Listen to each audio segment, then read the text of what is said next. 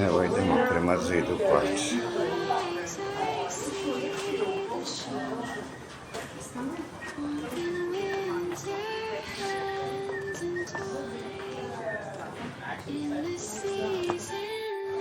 Evo ušli smo u jevrejsku četvrt i odmah je sređenje. Urbani, kako da kažem. Živomirane laži. Ovdje treba dole da se spustimo i evo vidite hramu na goru. Ova kupola ovdje koju vidite siru, to je Al-Aqsa džamija. Ljudi uglavnom meše misle da je Al-Aqsa kupola na stenica zlata. Ne, to je Omarova džamija. A Al-Aqsa je skroz neugledna pored. Ispred zid je zid plaća. Zapadno i tamo je.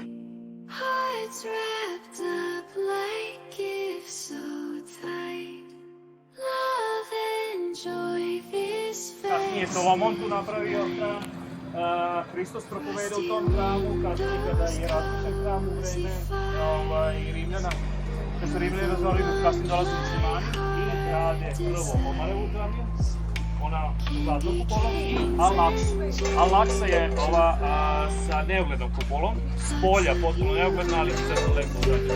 I su se povedane hramom na brdu, samo pare, a dole je zid vlača, odnosno zapadni, dole ti Jevrejima. Sad se može luda sići. Evo ovo dole je zid Al-Aqsa je plače. treće najsvetije mesto u islamu.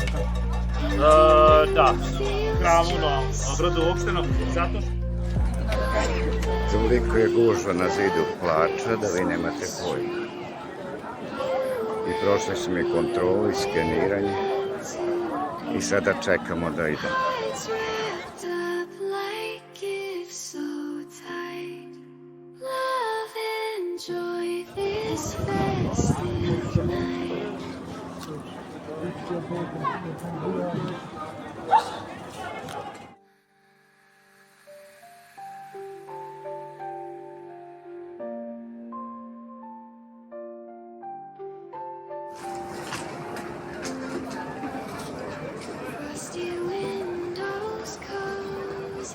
Zid plača inače dug 50 metara, ali visok 17 metara.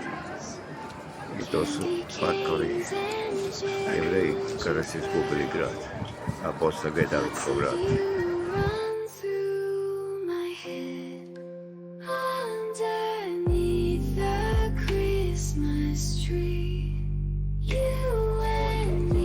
Idemo u manastir Časnog Krsta na periferiji Jerusalima,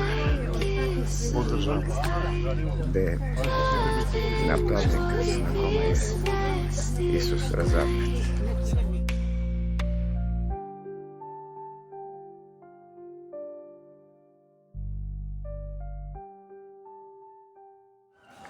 Ulaz u manastir Časnog Krsta.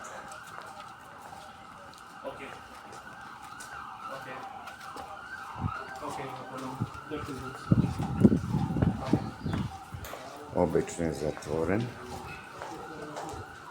ali na našu molbu su otvoreni.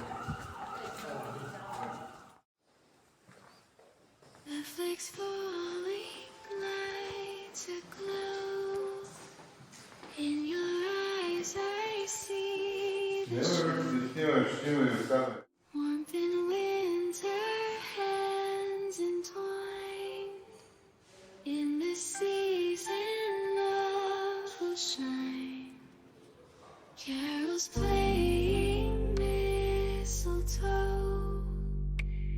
Every kiss a spark we know.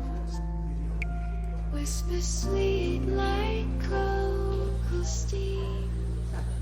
Stay right